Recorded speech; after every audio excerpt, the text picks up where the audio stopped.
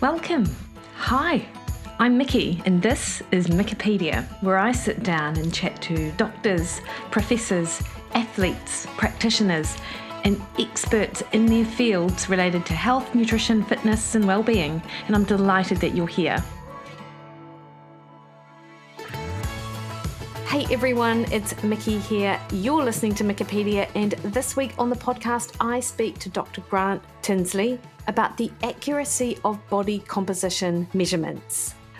We discuss the body composition scales you have in your bathroom, how these stack up to what is considered gold standard measurement techniques, and how much weight we should put on the numbers that are provided by your at-home bathroom scales compared to, say, the in-body assessment that you get done at your gym.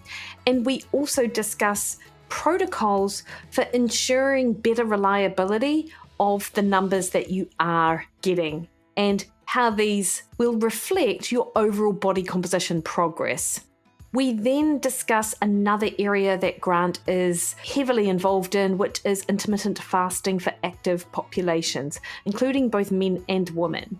So this was really a great all-around discussion for anyone wanting to understand their body composition data better, and also for those interested in intermittent fasting.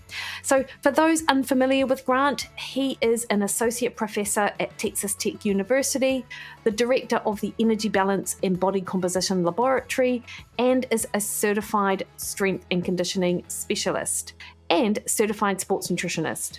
He has over 150 peer-reviewed journal articles and abstracts, with his major research interests being sports nutrition strategies, body composition assessment techniques, and intermittent fasting in active populations, hence our conversation today. So I will pop links in the show notes to where you can find Grant over at his website, granttinsley.com. And there is also a link there straight to PubMed and Google Scholar for his research, and also Grant's Instagram account, where he is, I would say, moderately active on. But anything he posts, super interesting. So that's how you will find Grant. And just a reminder, the best way to support this podcast is to hit the subscribe button on your favorite podcast listening platform. That increases the visibility of the podcast out there in amongst literally thousands of other podcasts, so more people get the opportunity to learn from the guests that I have on this show. All right, team, please enjoy this conversation that I have with Dr. Grant Tinsley.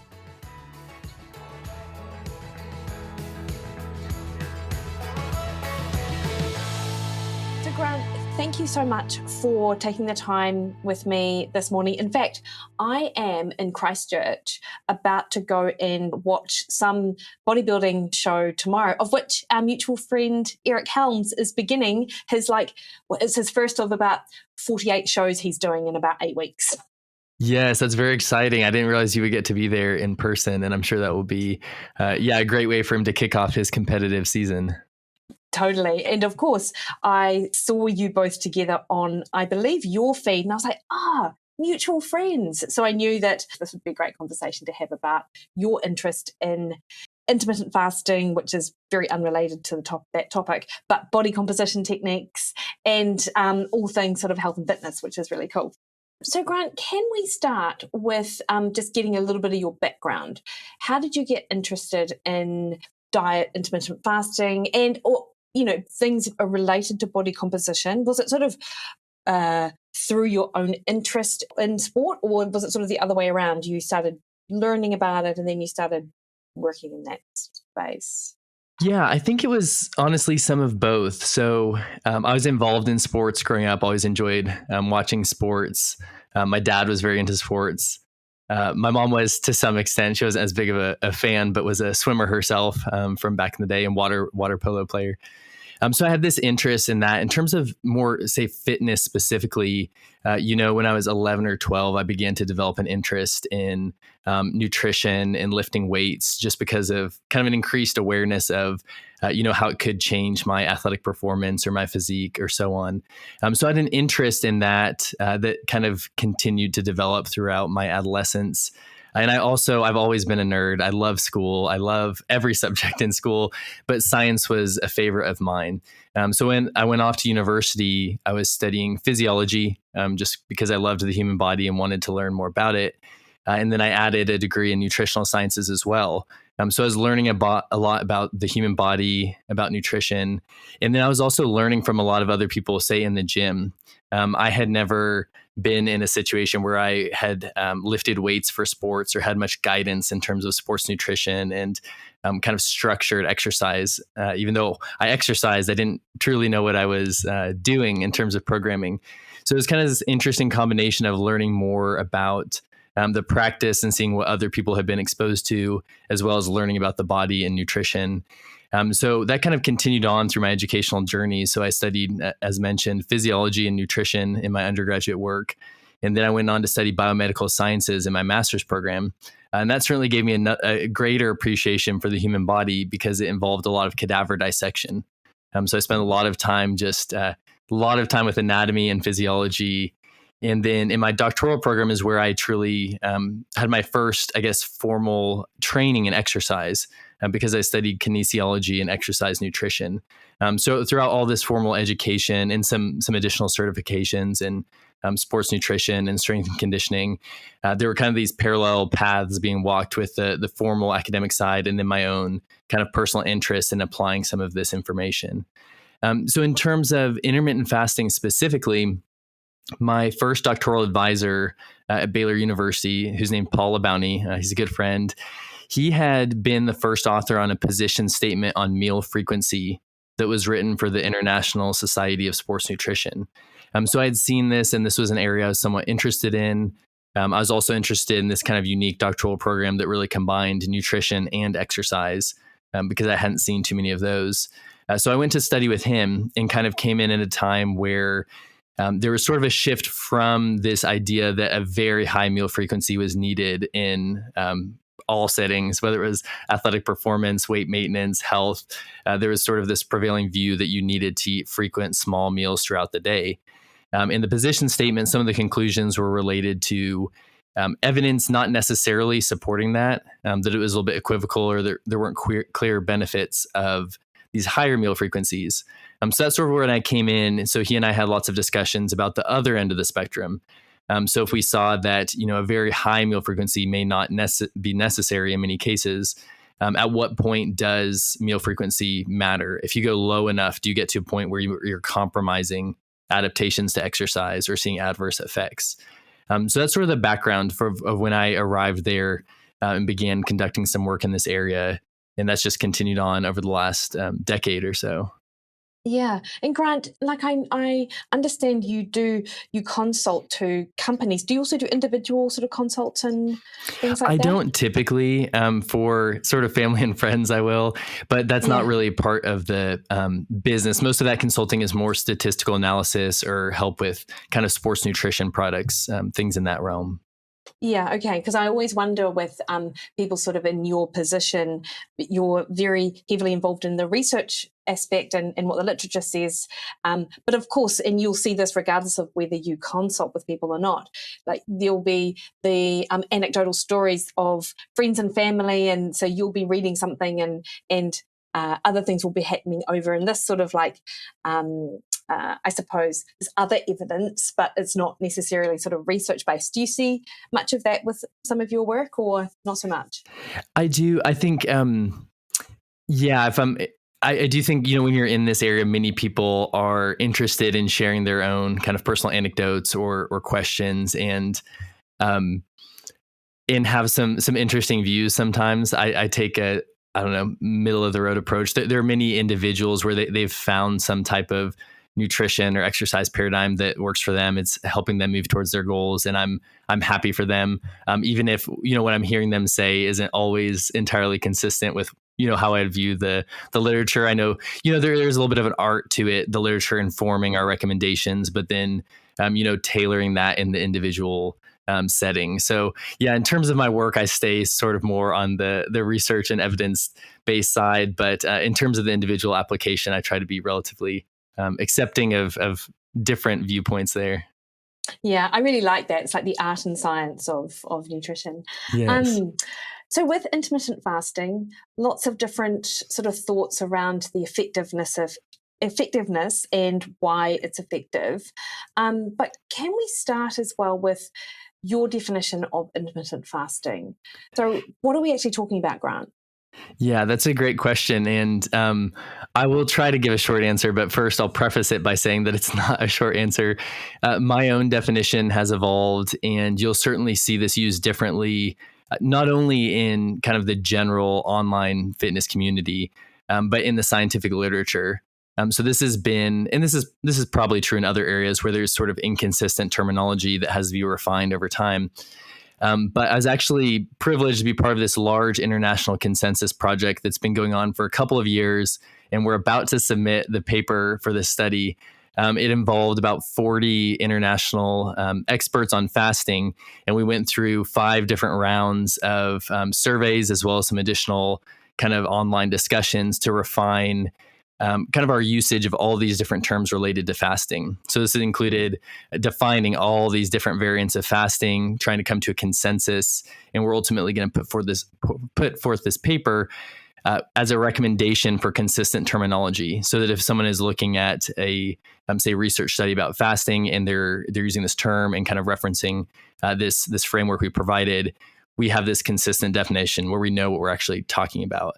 Because if you look at the current literature, the term intermittent fasting is used very frequently, and you don't typically know what is meant by that unless the authors have provided sufficient detail in the methods. So with that long background out of the way, I would say that intermittent fasting, even as we define it in this consensus statement that will come out, and I'll mention Daniela Kopold in Berlin, Germany, was the leader of this project. So she certainly deserves the lion's share of the credit for wrangling 40 of us together and trying to keep us on track through all these discussions. But with that said, kind of the definition we came up with or agreed on with intermittent fasting is that this is a broad term, including programs that use repetitive fasting periods, with each individual fasting period lasting up to 48 hours. But the implementation is fairly flexible. This could be a single day a week program. This could be multiple consecutive or non-consecutive days per week. This would include paradigms like alternate day fasting, where you fast either completely or complete a modified fast every other day. And it would also, by this definition we're proposing, include paradigms like time-restricted eating, where you just have a restricted eating window each day. And I'm not sure what you've seen, but I think most people I talk to who are not in this research space, if they're just familiar with intermittent fasting from, say, popular press, they often think of time-restricted eating specifically. And even at specific hours, often they'll say, oh, intermittent fasting, that's where you eat from noon to 8 p.m. every day. And it's this very narrow definition that would fall under that umbrella, but is not the entirety of the definition. Yeah, no, that makes that, you're absolutely right. I hear that quite a bit.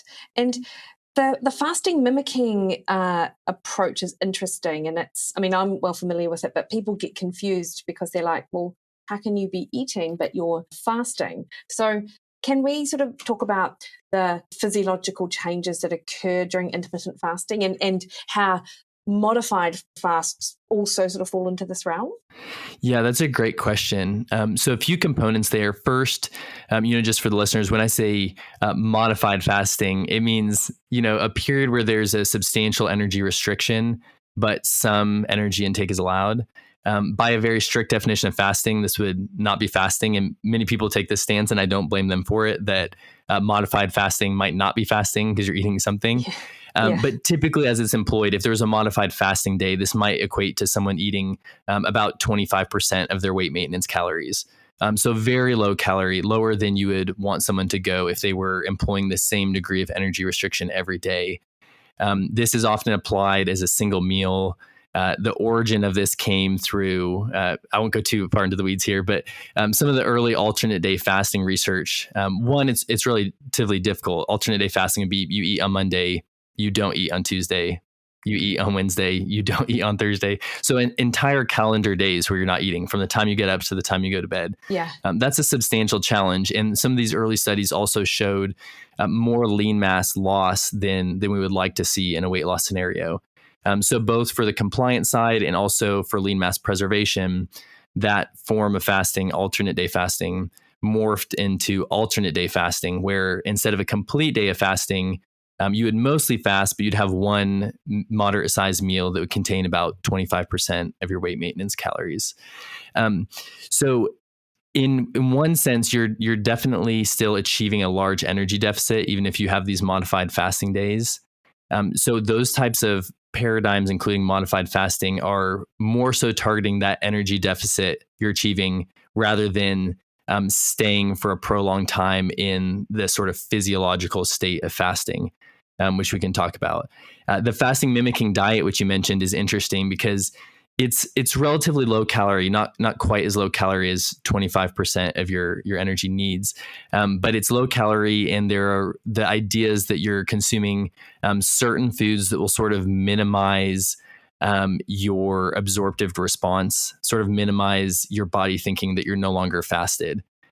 So, for example, low carbohydrate and moderate to low protein foods, and kind of foods that are supposed to be formulated in such a way that you won't have these large kind of postprandial or post-eating physiological responses that would sort of tell your body that you're no longer fasted. So again, the idea is you can maintain kind of a pseudo-fasted state even if you are consuming food over the course. It's often employed over, say, like 5 days every few months. Yeah, like Walter Longo's Prolon fast. Yes, exactly. Yeah. Grant, do you think, just before you go on into some of the benefits, like when I think about fasting, there's that circadian biology fast that is seemed to be removed sort of from the fat loss or the weight loss sort of fasting benefits, and that to me implies or suggests that you would want to do a complete fast of anything but water, because you're doing it for a different reason other than the calorie deficit that comes with fasting. That is one of the main benefits of fasting for people interested in sort of fat loss and stuff like that. Yeah, it's a really interesting issue you mentioned. So we do have kind of these different areas of interest in intermittent fasting, and they do overlap because, as you're mentioning, on one side, some people treat this understandably and even justifiably based on a lot of the literature, treat this as just a different way to restrict calories. On the other side, there are many people trying to implement this, say researchers trying to implement this in such a way that it's not really about the calories, it's about circadian rhythms and eating at a time when your body is better able to process the nutrients, more effectively, have kind of better, say, blood glucose and lipid responses to a meal. So that's more of, the circadian focus. Now, there's certainly overlap, and a good example of this that's, as we mentioned, a very popular form of intermittent fasting is time-restricted eating.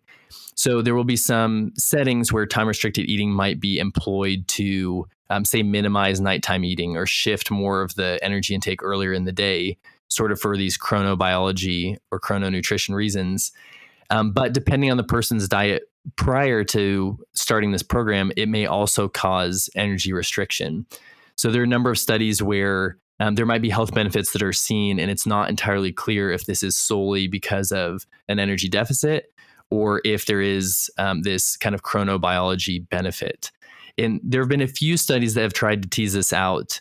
I know you mentioned briefly offline in email, one of these forms, which is early time-restricted eating. There have been some trials where the researchers intentionally try to limit, say, changes in weight, and they're really just focusing on shifting the nutrients. And there have been some benefits seen in those cases, not across the board. But that's one area of research that's kind of still being teased out from the scientific perspective, less from just the behavioral perspective. But scientifically, is this just another method of calorie restriction that's more complicated and for some people less enjoyable, for other people more enjoyable, or are there are these unique benefits related to our timing of nutrients? Yeah, it's like, because I've seen research that sort of shows us the liver isn't as good at metabolizing carbohydrate later in the night, and so therefore we're going to get a higher blood glucose response. But I suppose these early time restricted feeding studies almost paint that picture, but other studies wouldn't suggest that it makes too much of a meaningful difference. I'm not sure what your thoughts are on that. Yeah, I think I would say what I'm about to say is my view on a lot of areas of intermittent fasting. I think it depends a lot, even though, in research, we're looking at group level things. We're looking at a whole group of people fasting, a whole group of people following a normal diet. But really, we need to know something about the individuals and what they were doing prior. So if you have an individual who, say, struggles with nighttime eating, and what I mean by that is they're eating a large percentage of their total energy in a day and lots of their nutrients, say after dinner or late dinner and continuing to snack after dinner, say up until midnight. And you put someone like that on a time restricted eating program where they have to stop eating at 8 p.m. That could set them up for a host of beneficial changes related to health, body weight, and so on, because they're limiting their eating opportunity. There are even implications for food selection. There are many individuals who might tend to be kind of on track nutritionally throughout the day. And then at home, after work or school or what have you, they have access to more foods. They have time. Maybe they're watching TV, and they can tend to not only overeat, but maybe overeat on things that aren't necessarily the most nutritious, nutrient dense items. So in that context, for example, some might see a big improvement from going on a time restricted eating program. There are others where there are individuals who are either already following a program that would be similar, like maybe they don't eat after dinner. And being allowed to eat till 8 p.m. would actually be extending how late they're eating during the day, or where it just wouldn't change it that much. So for them, going on this program relative to what they were doing before, maybe it's not actually that much of a change. So then we wouldn't expect to see much difference in various health markers, body composition, and so on. So just as a broad principle in terms of the individual application, I think it certainly matters what someone was doing prior to these programs in terms of what they're eating, food choices, timing of the foods, and so on. Yeah, no, that makes perfect sense. So Grant, outside of the calorie deficit, which you mentioned, what are some other physiological benefits that occur with fasting and with that sort of intermittent fasting that we're sort of discussing? Yeah, so in the human literature, I would characterize the human literature as neutral on fasting. There are some studies where there might be isolated benefits of fasting itself. Lots of those are in the realm of early time restricted eating, which we could talk about. I don't think it has great potential to be a strategy that would be easy to follow for a lot of people. Of course, we know adherence and kind of these behavioral aspects are really critical anytime we're talking about nutrition. So even though it's interesting proof of concept, may not have wide application. Taking those out of it, taking the early time restricted eating studies out of it, most trials have not really demonstrated a clear advantage of fasting protocols as compared to energy matched protocols. So say normal calorie restriction, where you're not necessarily changing the eating window or the meal frequency, but you're just reducing the energy content at each meal. Now, again, this is a group level thing, and in many of these human studies, we haven't seen these clear benefits. But at the individual level, there's certainly people who would find it either easier or harder to follow a fasting program. So with all that said, that's the human side. But there is a lot of literature, say rodent literature and other model organisms that have shown really profound benefits of fasting. And this is where some of the optimism has come from. And this is why there are a large number of human trials trying to replicate some of these benefits. However, it's very difficult, as in other areas of research, to directly apply what we're seeing in rodent work to humans. And part of that, from my perspective, is related to the duration of fasting. So there'll be studies in rodents where they might put the rodents on a time-restricted eating protocol where they're consuming all their calories in, say, 6 to 8 hours a day. And then they see, say, profound health benefits compared to control animals. We don't always see those profound benefits in humans, but these same fasting durations are being used in rodents and humans, but it's really not the same physiologically.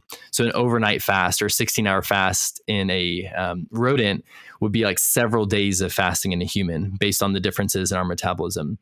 So my opinion is that many of the human studies are probably stopping the fasting periods a little bit short of where we'll see more interesting physiological changes that could actually cause a unique benefit of fasting. And we've summarized, we wrote a review on this at one of my doctoral students, Matthew Stratton, and I and several of our other team members wrote an article on this, kind of looking at, in humans, the studies we have of the physiological responses to an acute, like a single period of fasting. And in many cases, some of these physiological changes, they start kind of after an overnight fast, but they tend to ramp up once you exceed about 18 hours of fasting. So for many of these popular implementations of fasting, such as time-restricted eating with an 8-hour eating period and a 16-hour fasting period, these fasting periods may be stopping just short of where some of these more profound physiological changes occur. So that's something I'm personally interested in for kind of future fasting research, is some of these longer but maybe less frequent fasting periods in humans, and seeing if we're causing more or kind of seeing outcomes that would be more similar to some of the promising things we've seen with rodents in shorter fasts. So are you thinking like a sort of a 20-hour fast and a 4-hour eating window type study? Like, would that elicit some of these benefits? Would that be long enough? That would be one option. I think some people could adhere to that without problem. It would be a challenge. So another option would be something like, once a week, having a little bit of a longer fast, like once a week, getting up to a 24 to 30-hour fast, but doing that once a week or a couple times a week. And there are some studies like this. These are forms of fasting that have been studied, but currently there's a lot more research, I feel like, coming out with what I view as kind of moderate time-restricted eating protocols, where you have an 8-hour eating window. And again, for some individuals, they might naturally have an eating window that's not very different than that. So if you took someone that naturally eats over 10 hours each day and just restrict that by 2 hours to 8 hours each day, that's not a major difference for them in most cases in terms of, what they're intaking, when they're intaking it, and so on. Yeah. And Grant, what are your views on fasting for that long and the potential for bone and muscle? Are there any concerns there that you share that I know that others sort of voice around the idea of fasting if you're over 35, for example? Yeah, that's a good question. So the early, 100 years ago, fasting literature seemed to indicate that major losses of protein weren't an issue for a couple of days. There are newer studies with more sensitive measures showing where, we might have increased protein degradation earlier than that. It's also another kind of line of research that would be, I guess, critical of fasting is related to protein timing and frequency in these muscle protein synthesis responses. So there are lots of acute studies here showing that, it might be optimal to ingest protein every 3 to 6 hours. And if you're going these long periods without stimulating muscle protein synthesis, this would be a concern. With that said, the actual trials, and we've conducted several of these looking at exercise training combined with different intermittent fasting programs, haven't shown clear detriments of lean mass when protein intake is sufficiently high. So in most cases, that has been at or above 1.6 grams per kilogram body mass. And we've seen, for example, a trial we did here in resistance trained females, looked at time restricted eating with a eating window that ended up being about 7.5 hours each day, compared to a group that was required to consume breakfast, and their eating window ended up being about 13 hours a day. And over the course of 8 weeks, both groups had equivalent increases in fat-free mass, muscle thickness, strength improvements, and so on.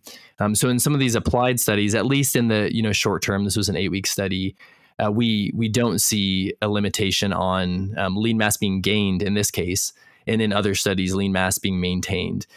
So this is often the case, but sometimes there's a disconnect between kind of the short-term mechanistic trials looking at, say, protein synthesis and protein degradation versus these more concrete outcomes over time.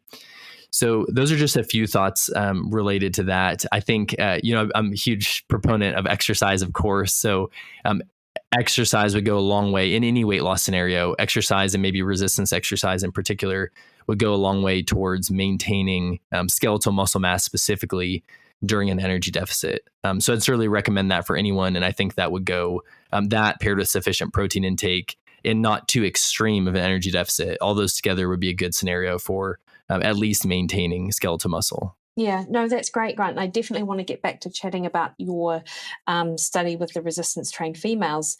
Do you think that an extended fast, like the one that you're interested in studying, for someone who is carrying quite a lot of excess body fat, is actually not as detrimental as someone who might just have like 10 pounds to lose. I don't know, the potential for being detrimental is going to be less than someone who has a lot more of that sort of stored energy. Am I right in thinking that? Yeah, I think that, no, I would agree with that, particularly if we're talking about, lean mass and things of that nature. I think there is literature to support that, leaner individuals may be susceptible to greater lean mass loss during these large energy deficits, where, as you mentioned, individuals with higher adiposity, it might be less of a concern. Yeah, cool. So Grant, getting back to your trial, I found this really interesting because, of course, so often it's, you read about in sort of popular media and social media, the detriments of fasting for females. Was that one of your sort of things that you were looking at with that trial specifically, is to see if any sort of detrimental outcomes? In a way, it was. This study was exclusively in females. So in this particular study, we didn't have a head-to-head comparison to see if the changes were better or worse than we saw in males.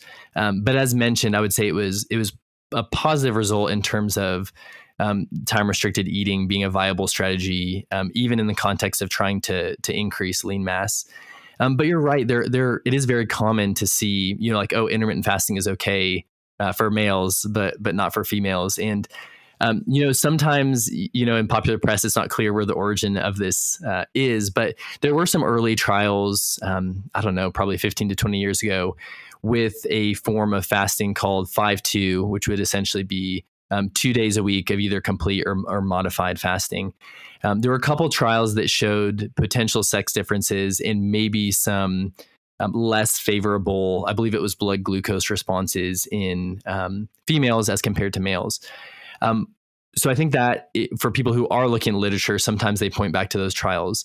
With that said, an enormous amount of the intermittent fasting literature has actually been conducted in females. And a good example of this is Dr. Krista Verity, who's a leading researcher in fasting, has conducted a lot of trials, first on modified alternate day fasting, and then now several on time-restricted eating.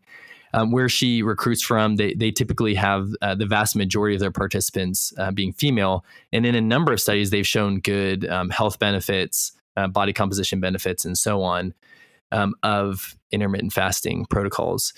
So I would say there's not a large amount of strong support showing very clear sex-specific effects where you would say this is recommended for males and not for females. Now, again, you could find some literature to support it. Even the acute fasting work I mentioned, there are cases where you see sex-specific responses. But my opinion is that nothing there in the acute trial or even in the long-term trials we've had would be strong enough for me to say like this should be discouraged for females and encouraged for males.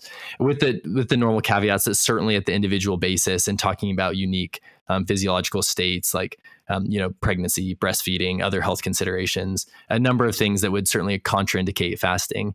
But just looking at sex alone without any of those specific scenarios, I personally don't feel the literature is particularly convincing in terms of this being detrimental for females. Yeah, that's so interesting, isn't it? Because there are definitely voices who would suggest the exact opposite.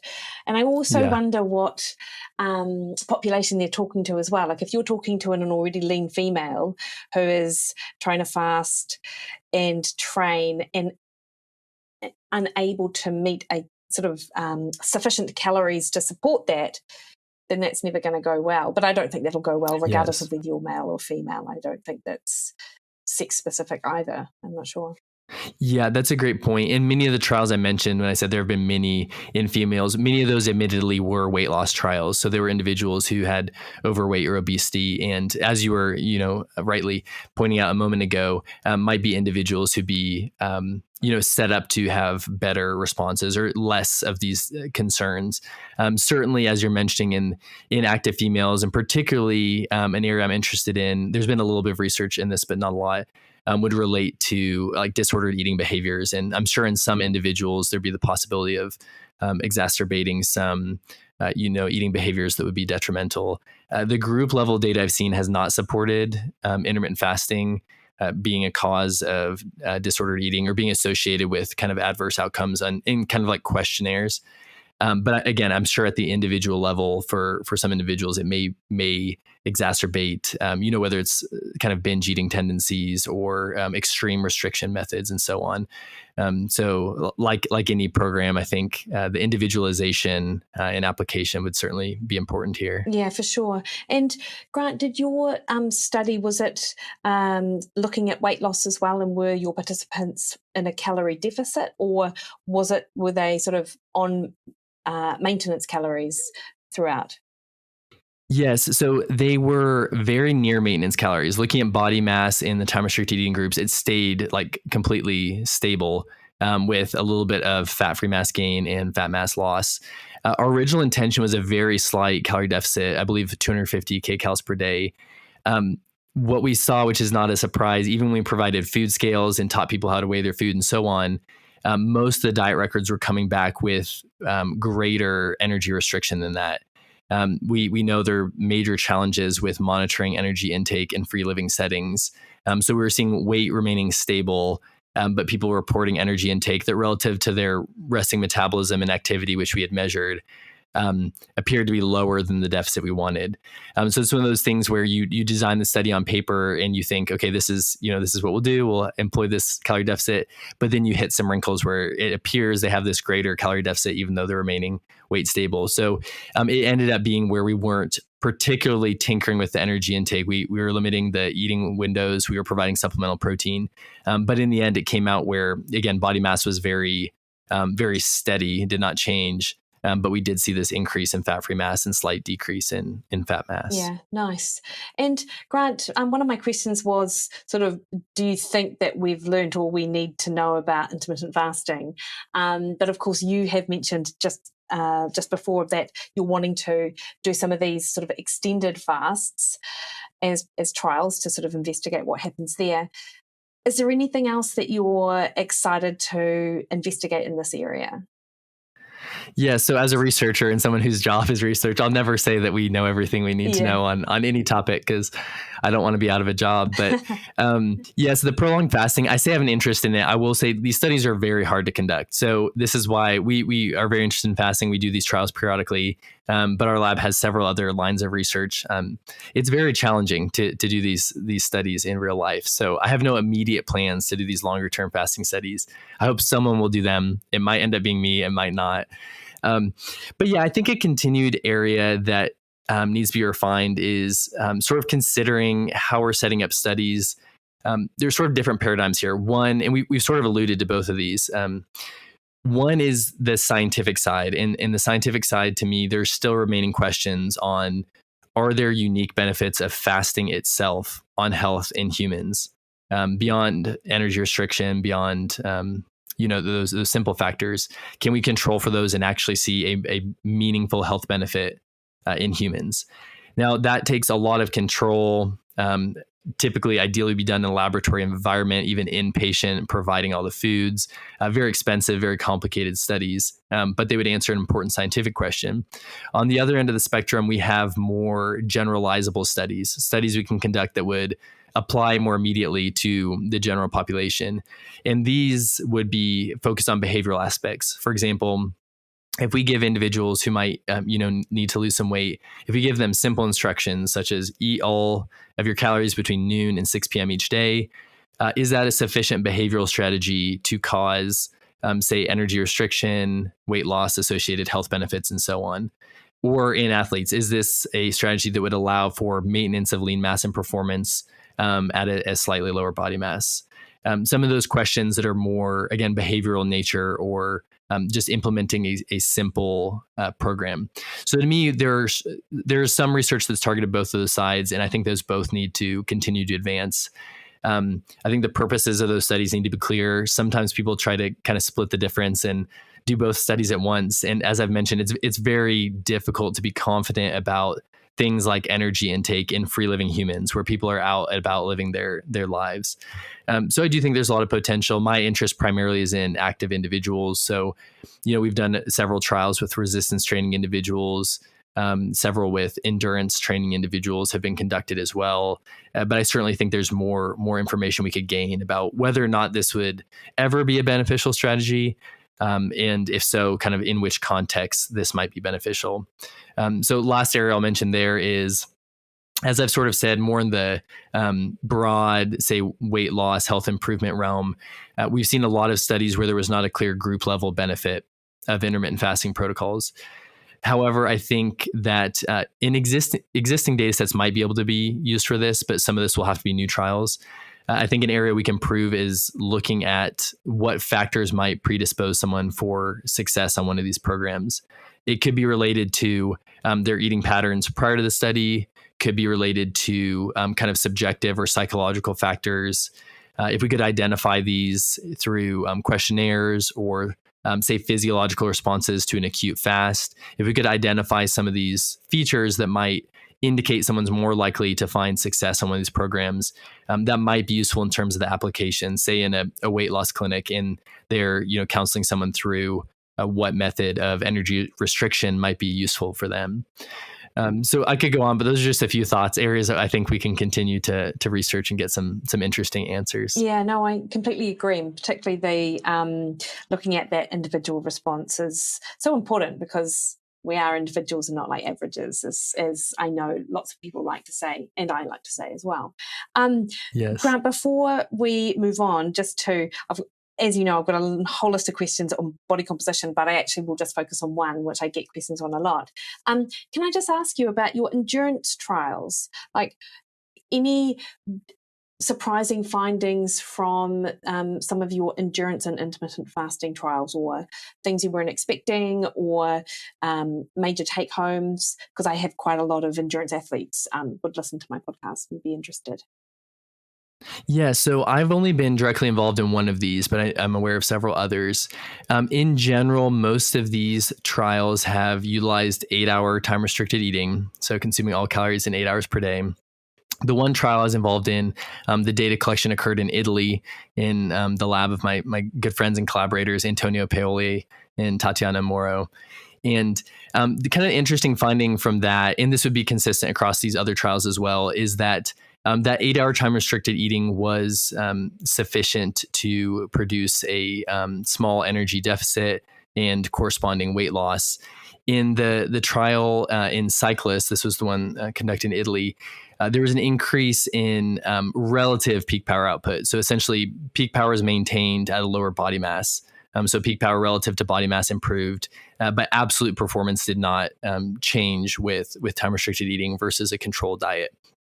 So in that sense, there could be some promise for individuals, if there are individuals who might need to reduce body mass, or whose overall performance, say in cycling, would be improved by having a lower body mass, and they could maintain power output. So some select applications there. Other trials from other labs and runners have seen similar things where this might be effective for producing a smaller energy deficit. And of course, that's not always a good thing. There are many athletes where we would not want an energy deficit, and we'd be more concerned about a missed eating opportunity, for example, or missed fueling opportunity. So some caveats there, but that'd be kind of with broad strokes, some of the big picture findings. Yeah, no, that's awesome. And of course, when I pop up this show, I'll put your ResearchGate in the show notes, so interested people could have a look at the research you're talking about. So Grant, obviously you're busy in the lab, and in your other in another area of research is the body composition techniques. So the one which I get a lot of questions from clients and people is on the percent body fat. So they jump on their bathroom scales, it gives them a scale weight, but it then calculates their percent body fat, and people get very sort of interested over what happens across the course of a week, and they get very involved in trying to understand how their body fat percentage goes up, goes down. So can we talk a little bit about what's being measured and some of the benefits and limitations of that? Because it's such a common measure that people use. Yes. So conceptually, body composition is important, and more important than, say, weight alone. We know that there are two individuals that could weigh exactly the same and have very different health and performance that's related to some extent to body composition. Now, we can't always estimate body composition accurately. And the situation you're describing is very common, where the techniques individuals have access to are not always the accurate techniques.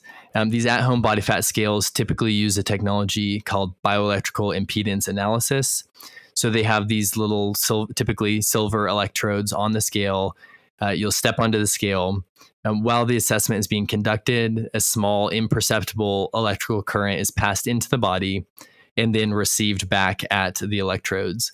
And based on what the scale knows it injected into the body and based on what it's received, it can estimate sort of your tissue responses to the electrical current, with the general idea that tissues like muscle that have more water will conduct that electrical current more easily than tissues like fat. Now, this is a valid technology in some settings. We have some bioimpedance devices in the lab that cost, $20,000 or more, and then we have these at-home body fat scales that you can get some of them for $15 to $30. So not that price is everything, but I just mentioned that to clarify the point. This is a very broad technology. So some bioimpedance devices, again, in the lab, if we have this nice device and we rigorously standardize our participants, we can get really good, useful data. If people are using these at home kind of haphazardly or even carefully just because of the limitations of these cheaper technologies, the numbers they're getting may not be particularly accurate. So our lab actually conducted a study a few years ago that included, I believe, 15 different bioimpedance devices, including about a dozen at-home body fat scales. So this is published. Madeline Seidler, one of my doctoral students, is the first author on this. And we also kind of have a lay-friendly write-up. But one of the main things we're looking at here was the reliability of these devices, so how consistent the measurements were they produced, as well as the validity and the validity over time, so how well you could track changes in body composition. And there were some devices that performed better than we expected, but the majority of these devices have relatively large errors, even in controlled settings. So if you're a listener and you have one of these devices at home, you would, of course, want these controlled settings. And that would typically mean assessing in the morning after an overnight fast. You've voided your bladder. You're in the same minimal or no clothing. Everything has been essentially standardized. You're doing it the same way every time you step on. Even if you're doing that, which is best case scenario, there is quite a bit of noise in the measurement. If you want this to be demonstrated, try measuring every morning for a week. So every morning, be fasted, rested, everything the same. You step on the scale and just look at how much those values vary in a week. Even without doing formal statistical analysis, you can get a sense of how much change there is in the number you're receiving over a very short period of time where you're not having a true measurable change in body fat. So this is kind of a quick and dirty research experiment I'm describing for people to do. Say you saw that over the course of a week, when you're not changing anything with your lifestyle and so on, you saw this number varying by, say, a percent. Like say you had 25% the first day, but over the course of the week, it was up to 26% some days, down to 24% some days. You may see that, again, when no real change is probably occurring, you may have a value that varies by, say, 2% total. Then I would recommend, if you are implementing some lifestyle change or wanting to track this, let quite a bit of time elapse. You don't want to be actually doing this every day. That's just for the point of showing you the error. Whether this is a month, a couple months, a year, whatever it is, then you can assess again, ideally maybe a couple mornings in a row and averaging those assessments. And if your change is larger than some of that variability you saw just within a week, then you can feel a little bit more confident. Not entirely confident, but a little bit more confident that you might have seen a real change. Conversely, if this is 6 months later and you step on the scale, it says 25.5% body fat. Did you actually increase from the very first measurement you got of 25%? Probably not. 0.5%, as you saw, was well within just the normal variability of the scale. So I apologize, Mikki. I've gone on quite the tangent here about telling people to do their own experiments at home. But yeah, so I would say important to realize is any method, even if you go to a research laboratory and get a DEXA scan done or something like that, there's some error involved. So for any time you're trying to see if your body composition has changed, you should remember that general principle, even if you don't have the exact numbers in terms of the percent error of a device. Just realize that very small changes are unlikely to be real because of the inherent error. And I'll pause there to see what follow-up discussion you want to have. I know, this is great. And so if people are interested in using that number as a bit of a measure alongside, whatever else they're tracking, so we're really looking for a trend over time is of hopefully down because they're interested in losing body fat, and to measure more maybe once a month to track that in addition to their other markers, and then they can be sort of confident as long as it's dropped enough and it's sort of outside of that error that they've already established. Yes, I think that's reasonable. And I would even say if you are doing a monthly assessment, I would do it maybe on 2 days in a row and average those. Cool. Because there is some random error that would be there at one assessment.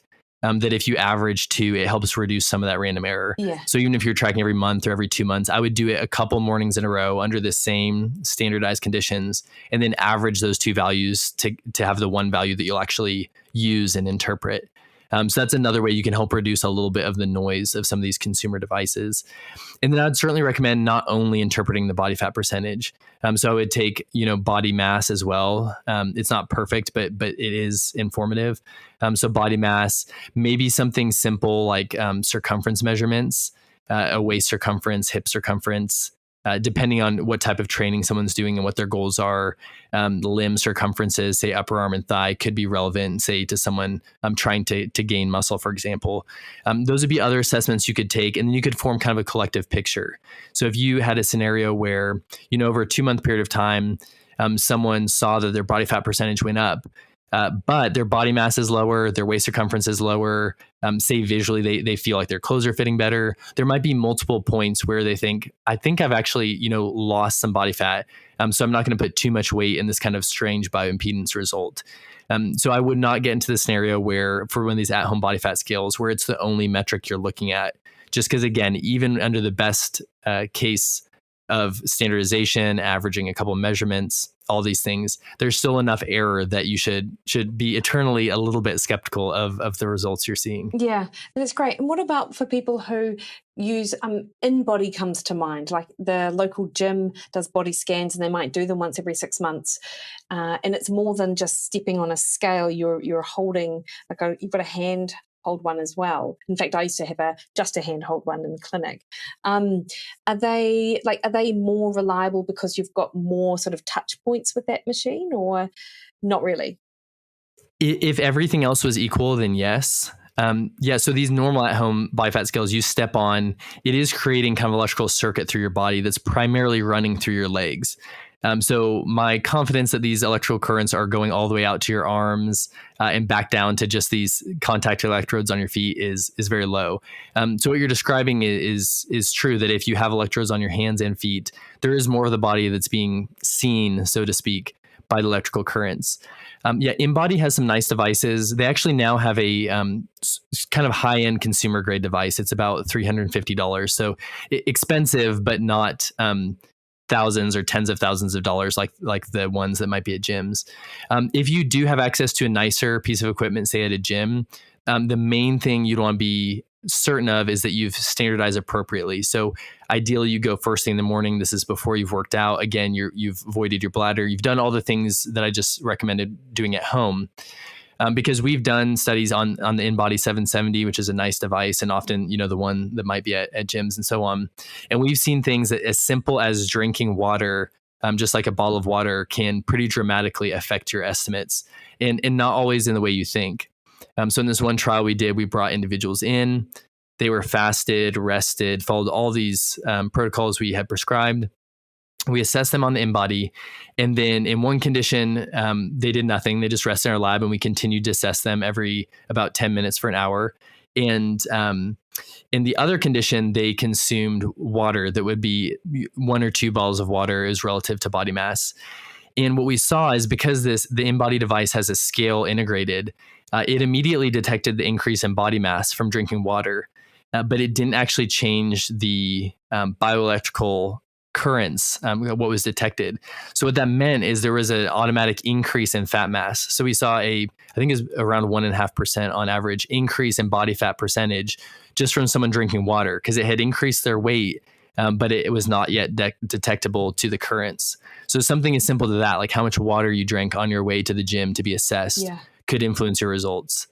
So if you are going to use something like that, and bioimpedance, again, is a pretty sensitive technology, you just have to be very meticulous about standardizing everything so that you have higher quality data. Yeah. And meal timing the night before, is there a recommendation there, Grant? The night before, typically, one of the reasons we assess in the morning is that overnight period of rest, hopefully sleep, normalizes a lot of factors. So we would normally say a minimum of 8 hours of fasting before an assessment. Again, as long as this is consistent and at least 8 hours, that would be ideal. The exact timing, if you ate at 7 p.m. or 8 p.m. the night before, shouldn't be too impactful. Now, I would recommend kind of following, your normal routine, so to speak, the day before, and particularly the night before. So if the night prior to one assessment you had, a feast, and the night before another assessment you ate very lightly, you could have larger differences in things like GI contents and things that might cause some artificial variation in your weight. Or even other things related to, say, fluid retention and so on. But I'd say in general, as long as you have that overnight fasting period, and control your fluid intake, like the same fluid intake or no fluid intake the morning of, that'd be kind of the level of standardization that I would recommend. Yeah, nice. And what about hard training? Like if I was to go and do like a marathon training run the day before, is that going to impact on the reading the next day? And that's sort of outside of the hydration aspect. So I've sufficiently rehydrated and stuff like that, but muscle damage or anything? It could. Typically, we, when we're performing these research studies with all these methods, we ask individuals to not perform any moderate or vigorous intensity physical activity or purposeful exercise the calendar day prior. So often we'll say it's a 24-hour abstention, but it really ends up being sort of 36 hours because they have 2 overnight periods and a whole day prior. Now, depending on how frequently you're assessing, that may or may not be possible. But if you're talking about the scenario where there's the in-body at the gym and you're assessing every 6 months, I would recommend, ideally you would take a rest day prior, or maybe light training the morning prior, so you have about 24 hours of rest. My suspicion is training status would play a role here. So if you're very highly trained and you go out for a long run the day before, but that's not, it's a challenge, I'm sure, because you're pushing yourself, but it's not, a challenge to your body the same way as someone who is less trained. My guess is that it would cause less error in the technique. But again, if you are doing one of these assessments, I recommend erring on the side of caution, just trying to minimize any biological error, kind of noise in your body that could influence the measurement negatively. Yeah, nice. And Grant, finally, what is a healthy body fat percentage? Actually, I see a lot of different numbers as sort of like the high end cutoffs, and people freak out when they're like 28%, but then I see 28% healthy. Like, what do you have sort of limits or cutoffs? What values do you use? To be honest, I don't typically, because it's very much method specific and even down to the particular device. So even on DEXA, for example, there are reference values published for the different manufacturers of DEXA showing what, the different percentiles would be and so on. If I were to give you those values for DEXA and someone has an at-home body fat scale, it's very likely they would be different. Even amongst the at-home body fat scales, for example, the study we conducted, there were some that systematically overestimated everyone or underestimated everyone. So I typically de-emphasize general numbers that could be applied across methods, because the methods vary so much in the actual values they give. So to me, it's probably more important to have a method that has been demonstrated to be able to track a change over time. And even though people like the numbers and they want to know if their number is good or not, it'd be ideal to focus on like whether that number is changing in the direction you want, or say being maintained how you want, rather than finding some chart somewhere that tells you this is good body fat percentage. And again, there are other metrics. Body fat percentage can be useful in some settings, but there are other metrics, say like circumferences or raw skin fold thicknesses, metrics that would tell you some of the same information. Am I losing fat, for example, or am I likely losing fat? If I'm seeing my weight decrease and my waist circumference decrease, and I know based on my fat patterning that's a site where I tend to gain or lose fat. Things like that would tell you the same feedback without the fixation necessarily on that body fat percentage number. So I recognize I didn't answer your question because I usually try not to give out. If we're down to the specific method and I knew a lot of details, then I feel more comfortable providing it. But I hesitate to give information that then will be applied in a way that could, be negative for someone. Oh no, that was such an awesome non-answer, actually, Grant. So thank you. Thank you. And then finally, if someone had all the money and all the resources and access, what would be the gold standard for measuring body composition, actually? So currently for total body composition, and I won't go into too much detail, but as what we call the molecular level. So all the different molecular parts of your body, like fat, protein, water, and so on. The gold standard is called a multi-compartment model. And this is where you split all of body mass up into 3 or more compartments. This can go up to 6 compartments. But this is accomplished by assessing someone with multiple different individual techniques. So, for example, in our lab, we would perform a DEXA, which is dual energy X-ray absorptiometry, scan on someone to get their bone mineral content. We'd perform BOD-POD to get an estimate of their body volume. We'd perform either a bioimpedance or dilution technique to get their body water. And we get a calibrated body mass. And we plug all those into an equation that would take these different components into account. And we could get a body fat percentage, but we've considered a lot more factors than any individual single method does. So that's one option, probably the most accessible of these relatively inaccessible options. If you were interested specifically in like skeletal muscle and adipose tissue as tissues rather than molecules, like I was mentioning, then something like whole body magnetic resonance imaging would be what we do. And it's relatively inaccessible. Even in research, we're hoping to add that into our protocols this upcoming year. But that's another method. Again, looking at the body in a little bit different way, but another would be considered a gold standard method. Yeah. Okay. That's awesome. Thank you, Grant. And you're right. They're not necessarily accessible, but it's good for people to be aware of it. But then also, I mean, how you've described how best to use the data that we've got is so helpful for people out there who are interested in this. Thank you so much for your time. Where can people find you and your research? Obviously, I'll pop it in the show notes. Yes. So I do share about our research on social media, mostly on Instagram. And my handle there is Grant_Tinsley_PhD. I'm also on Twitter and I'll share updates there as well. And then I have a personal website, which is just granttinsley.com, where I have links to my research, some information about my research lab and other activities. That is awesome. And you have such a broad sort of research interest from all of the publications I've seen. Like this is like 2 areas, but there are so many other things there, which are super interesting. Grant, thanks so much. I really appreciate your time. Absolutely. Thank you for having me on. I enjoyed the chat.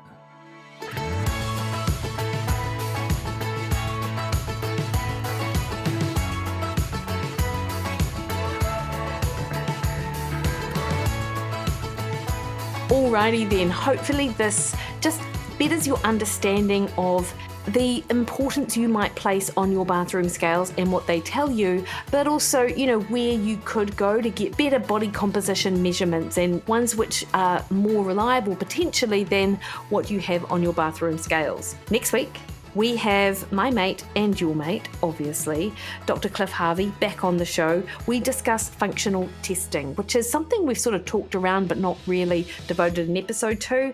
So Cliff and I have a really good discussion on it, and we don't agree on everything, which I think is also really good because it just means that you get a much more broader perspective, I suppose, on the different functional tests that are out there and where potentially you might want to spend your money or not. So that is next week on the podcast.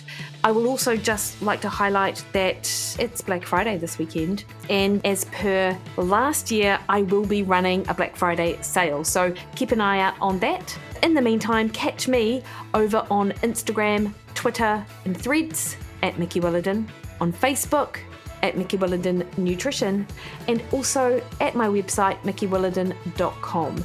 All right, team, you have a great week. See you later.